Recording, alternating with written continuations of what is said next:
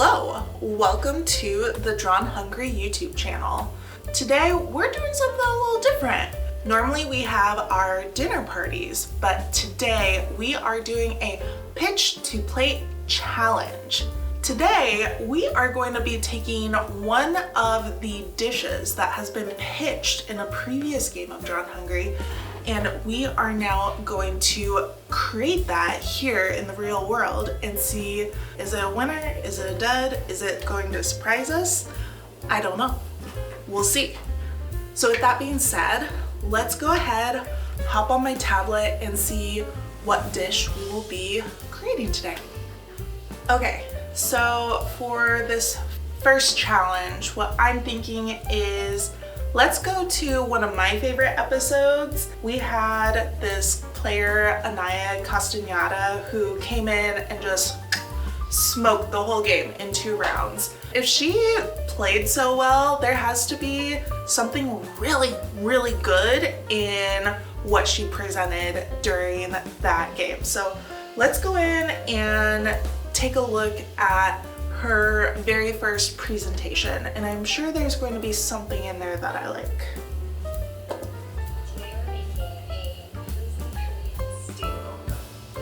So with this first dish, I admittedly have not made a ton of Korean food in the past. I wouldn't say that's one of my specialties. And then also the imitation crab, just that doesn't sound super yummy to me. So let's keep moving through here. I feel like there's gonna be something that really grabs my attention more.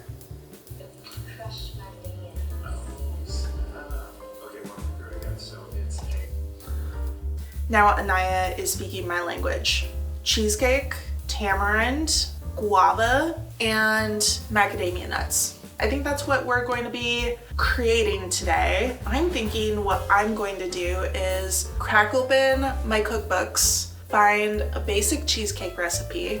I'm going to swirl some tamarind in, maybe like top it some sort of guava sauce, maybe like a gelatin or like a jelly. Let's figure out how we bring that all together. Guava Tamarind Cheesecake. The way that I approached this recipe is by sourcing a really good cheesecake base recipe, and then I felt like we could sort of add in a couple little twists from there. I referenced the Joy of Cooking water bath cheesecake recipe. The first thing when you're making this, the recipe calls for you to brush the bottom of the springform pan with butter and then add in graham cracker crumbles on top of that. It worked pretty well. I did have some patchiness. I decided to melt a little extra butter, mix in some more graham crackers, and then try to pat that in. That was a little tough. It initially wanted to stick to my hand, so I grabbed some plastic wrap to help me press that in, and it worked a little better. Still not great, but I felt like it would work. From there, I creamed together 2 pounds of cream cheese, sugar, eggs, heavy cream, sour cream, vanilla, and lemon zest. And whew, it had my KitchenAid working. It's very rich. It's so rich. Oh my gosh. But yeah, there was a lot there. I probably would cut this recipe back a little bit next time if I was to make it, to be honest. If you're a cheesecake lover, like, this is an incredible recipe. From there, I used a barbecue skewer to get the tamarind paste on there and then swirl that through the cheese mixture. Once that was done, I put the springform pan into another bigger pan. We put in some boiling water and baked it for an hour. I want to say it was like 400. I gotta look back at my notes. We had to turn off the oven, let it sit there for another hour, letting it cool really gently. And once it was out of the oven, I got started on my jelly. With that, I washed my 6 guavas, then got them into a pot and boiled them for a good like 45 minutes to an hour. It was really interesting. The recipe just called for like seeds, skin, all of it. and then going ahead and squeezing it through a mesh strainer. I went ahead and added in sugar, lemon juice, just a little bit of honey, and some saffron just to help with getting that pink color. Letting that all mix, and then we added in the gelatin, and the recipe called for stirring it for 10 minutes. So I got a really good workout because my mixer was already dirty. I had to use some elbow grease.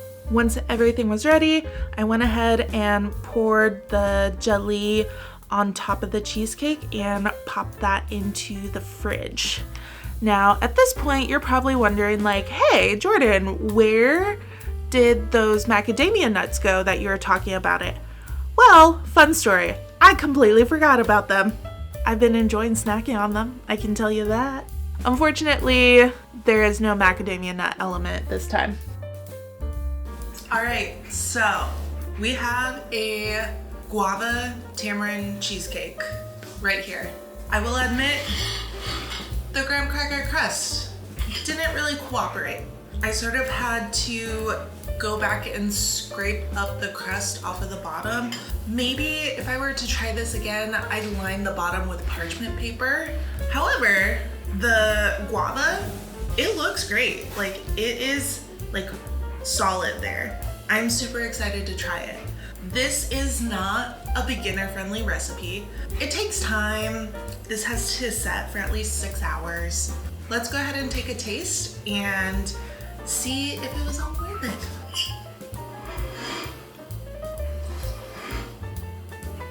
So far, tastes like a really delicious cheesecake with a little bit of jello on top. So, let's try and get a bit with some of that tamarind swirl and the guava on top. Okay, the tamarind definitely adds a little extra tang, which is what you want in a cheesecake. That's lovely.